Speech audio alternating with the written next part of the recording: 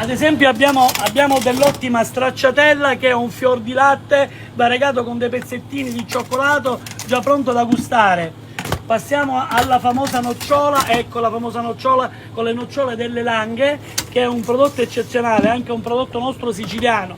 Alla famosissima zuppa inglese, prodotto di eccellenza siciliano, tipica azienda siciliana, questa fatta ancora all'antica, proprio con i pezzi di cioccolato, ecco, per poi degustare con i gusti dei bambini a un dolcissimo biscottino, che è una crema gialla variegata con cioccolato croccante, che i bambini ne vanno matti, ecco.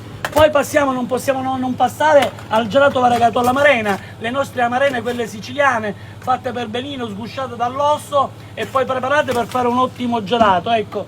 E ci accingiamo alla dolcezza per antonomasia, ecco, il gelato al cioccolato, un gelato veramente fatto con del gelato artigianale, fatto con dell'ottimo cioccolato, per la gioia di tutti i palati, piccini e non solo piccini, anche grandi, ecco. Questo è il carrettino in cui io vado in giro e faccio degustare tutte le mie prelibatezze ai bambini, ai grandi, e diciamo che ormai questa attività incide sul territorio da quasi 26 anni.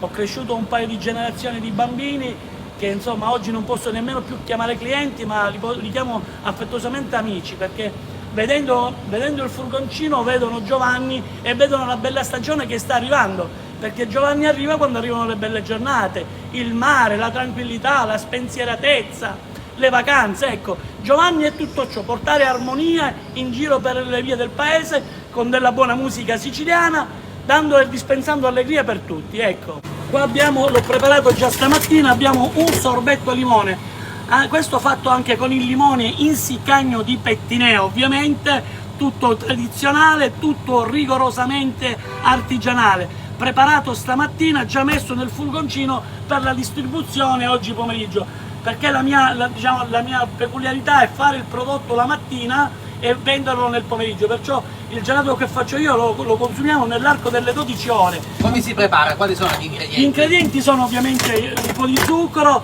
del succo proprio originale, del succo di limone, molto, molto lavorato, molto mantecato, da poter fare una bella schiuma e avere quella cremosità al palato che è tipico del sorbetto al limone. Tutto a maniera artigianale? Tutto rigorosamente in maniera artigianale, perché come vedete io ho un piccolo laboratorio di produzione e ripeto, faccio la produzione la mattina e la vendo nel pomeriggio, perciò il mio prodotto si mangia nell'arco delle 12 ore. Non è un prodotto con stabilizzanti, addenzanti, ma bensì al palato devi proprio gustare la freschezza e il sapore del gelato fresco, il vero gelato artigianale siciliano. Adesso farà un po', vi illustrerò anche la granita. Ecco qua.